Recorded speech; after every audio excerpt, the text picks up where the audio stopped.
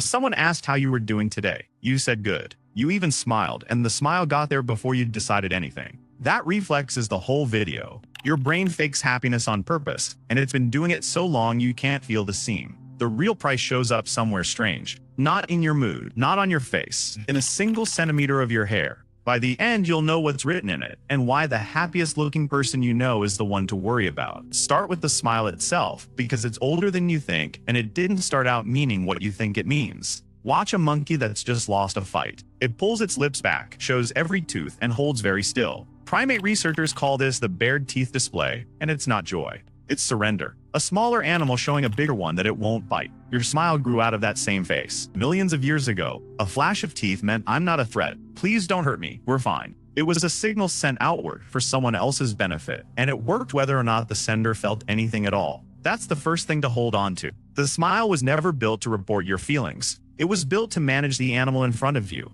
Now look at what your face does when the feeling is real. A true smile uses two muscle groups. One pulls the corners of your mouth up. The other, a ring of muscle around each eye, squeezes in and makes the skin at the corners crease. Most people can't fire that eye muscle on command. A fake smile gets the mouth and skips the eyes. A researcher who spent decades mapping facial muscles gave the real version its own name. And once you know the difference, you can't unsee it in a family photo. So you have a face that was built for deception and a brain that learned when to use it. Which raises the obvious question: when does the fake one fire? Every time the group needs it to. A hunter-gatherer band is 20 or 30 people sleeping around the same fire, and nobody can leave. Your ancestors lived inside that group for their whole lives. Get pushed out and you starve, or a leopard finds you, or the next band takes your water. In that world, a bad mood isn't private. It's a crack in the wall. A person who looks miserable is a person the others start to watch, then avoid, then stop sharing meat with. So the brain learned a trick. When you're hurting, show the teeth anyway. Keep the wall smooth. Stay inside the fire circle. You still live inside that circle. It's just made of different things now. A team chat. A group of friends who've known you since school. The checkout line where a stranger says hi. Every one of those is the old band, and your brain runs the old program without asking you.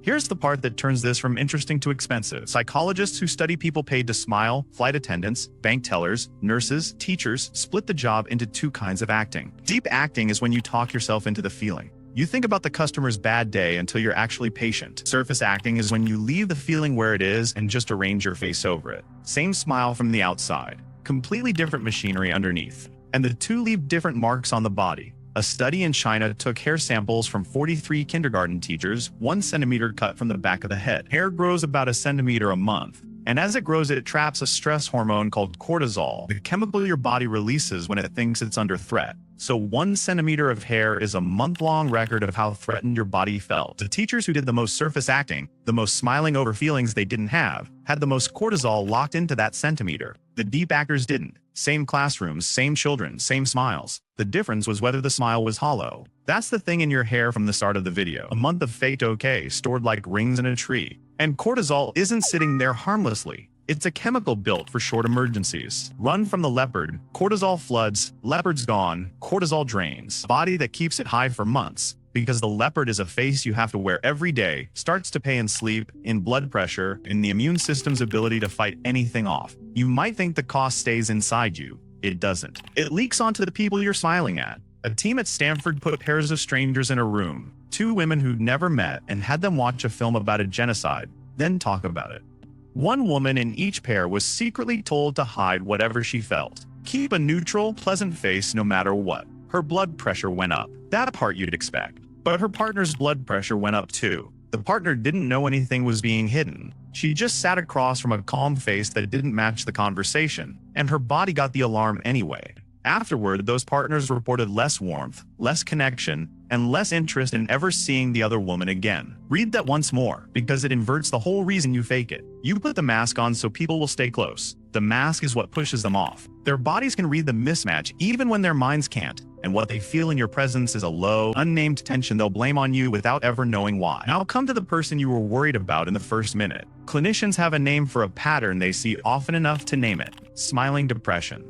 It isn't an official diagnosis, just a shorthand for something real. A person who functions, shows up early, makes the jokes, organizes the birthday, asks everyone else how they're doing, and underneath, nothing, or worse than nothing. The mask on that person isn't a bad day over a good life. It's a full-time job with no shifts off, and the better they are at the job, the less anyone looks. Your ancestors' trick was designed to make the group stop watching you. It works. That's the problem. The person with the best fake smile has built the perfect wall, and then they're alone behind it. There's a number that goes with this.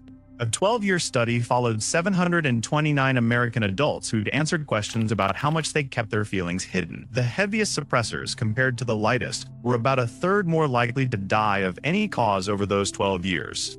It's one study, it can't prove the hiding did the killing, and the gap is smaller than a headline makes it sound. But it points in the same direction as the hair and the blood pressure. Something about a long-held mask costs the body. So what do you do with a reflex you didn't choose? You can't delete it, and you wouldn't want to. The fake smile still does its ancient job. It gets you through a funeral, a job interview, a stranger's bad day. The trouble was never the occasional mask. The trouble is the mask that never comes off because it has nowhere to come off. Which means the fix isn't on your face, it's in the fire circle. The old program only ran because leaving the band meant dying. Every one of your ancestors needed at least one person they could stop performing for, a hearth where the teeth could go back behind the lips. That person was the safety valve. Not therapy, not a technique, just one face that didn't require the act. So do one thing with this. Pick the happiest person you know. The one who's fine, always, the one who asks about you before you can ask about them. Ask them a second time. Not how are you, actually. Then don't fill the silence. Watch the eyes, not the mouth. Because someone asked how you were doing today, and you said good, and the smile got there first.